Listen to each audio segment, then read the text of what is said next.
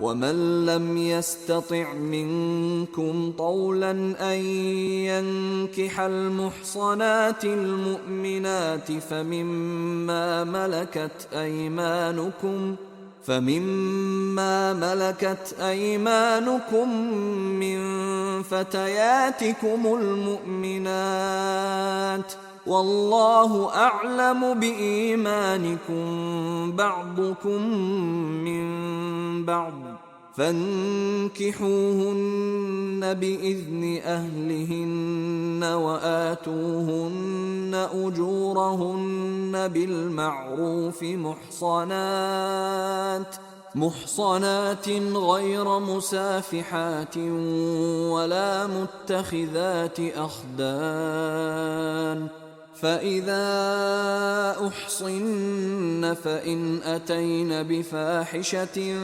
فعليهن نصف ما على المحصنات من العذاب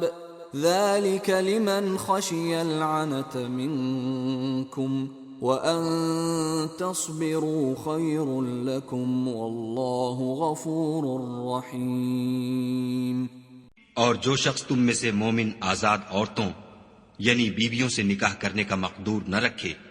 تو مومن لونڈیوں ہی سے جو تمہارے قبضے میں آ گئی ہوں نکاح کر لی، اور خدا تمہارے ایمان کو اچھی طرح جانتا ہے۔ تم آپس میں ایک دوسرے کے ہم جنس ہو تو ان لونڈیوں کے ساتھ ان کے مالکوں سے اجازت حاصل کر کے نکاح کر لو، اور دستور کے مطابق ان کا مہر بھی ادا کر دو، بشرطے کہ عفیفہ ہوں، نہ ایسی کہ کھلم کھلا بدکاری کریں اور نہ در پردہ دوستی کرنا چاہیں۔ پھر اگر نکاح میں آ کر بدکاری کا ارتکاب کر بیٹھے تو جو سزا آزاد عورتوں یعنی بیویوں کے لیے ہے اس کی آدھی ان کو دی جائے۔